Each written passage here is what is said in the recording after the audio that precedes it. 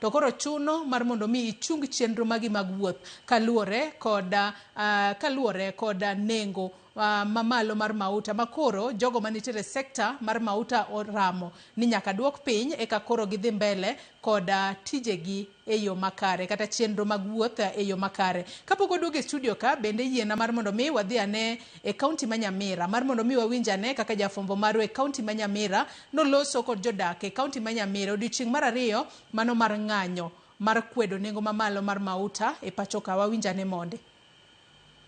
Na huko tukiingia siku ya pili ya mgomo wa hudumu wa matatu, hali si nzuri vile hapa katika kaunti hii ya Nyamira. Na leo hii hapa tupo kwenye stendi ya magari mjini Nyamira, ambapo bado tunashuhudia magari machache sana yakiwa yamefika hapa, na ningependa tuungane na mmoja wa viongozi wa sekta hii ya matatu katika kaunti hii ya Nyamira, na ningependa utaanza kwa jina na utuambie nyinyi kama wahudumu wa matatu mmeamua kwamba hali itakuwa vipi, mmerejea barabarani ama maoni yenu ni yapi ama msimamo wenu ni upi? Kwa majina ni Ronald Onchiri, secretary wa Myang Sacco. Pia sisi tunazingatia kwamba mgomo tutaendelea, kwamba CSS, the three CSS is like they have made a scandal which is not understandable, so we cannot bend low. We want to follow the rules, and we want also to assist those who are coming up. Mgomo tunaunga mkono. Kwanza kama wewe unafaa kuunga mkono. Sababu nimeona umekuja na lori hapa bwana, ungekuja mguu.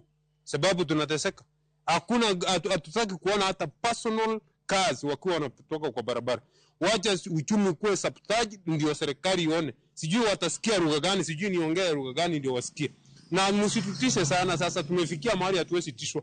Sasa hizi tu watoto wako nje, hatuna school fees ya kuwachukua. Na mko hapa mnatembea na magari na ndege, sijui mnafanya nini? Kwani tutaogopa mpaka lini? Now we are fed up with the government.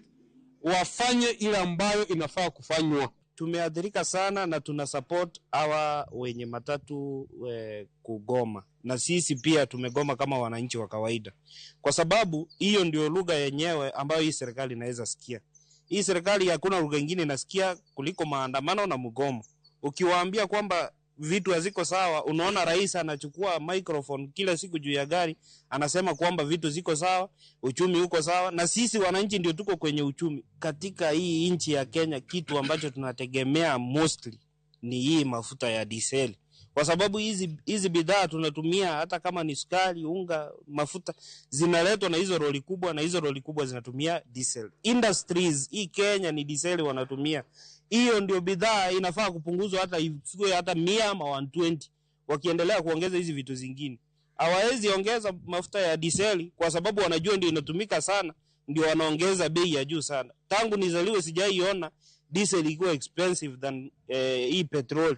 Alikuwa hapa Nyamira akisema kwamba vita ambavyo viko sijui Ukraine na wapi haziwezi simamisha, haziwezi ongeza bidhaa ya mafuta. Saa hii yeye ndio rais, alikuwa anatupea solution by then kwamba serikali inafaa kufanya hivi, inafaa kufanya hivi, ndivyo wananchi wasiathirike. Lakini katika hii serikali yake, saa hii mafuta ameongeza ikielekea 100, na tangu aingie mafuta ameongeza kupita 100. Akiongeza anashukisha shilingi 5, anashukisha shilingi 10. Inasikitisha ya kwamba bei ya mafuta imeongezeka hata baada ya mkutano si moja wala mikutano miwili. Waziri wa Kawi Opiyo Wandayi aliposema kwamba taifa lina mafuta ya kutosha, halitaadhirika na vita vinavyoendelea kati ya Iran na Marekani, kwamba serikali iko na reserve ya mafuta ya kutosha. Haiwezekani kwamba taifa la Uganda linaagiza mafuta kupitia bandari yetu ya Kenya, lakini bei ya mafuta hapa nchini Kenya iko juu ukilinganisha na bei ya mafuta kule Uganda. Huyu ambaye ni rais sasa, William Ruto, akasimama na akaeleza jinsi vita vya Ukraine haviwezi adhiri mafuta ya Kenya. Akaonekana kuwa suluhisho kwa Wakenya. Sasa imefika wakati wake. Tunaomba hivi, serikali iweze kuwasikiza wenye nchi sasa. Umefika wakati wa kuwasikiza wananchi, wameghadhabika, wamegoma.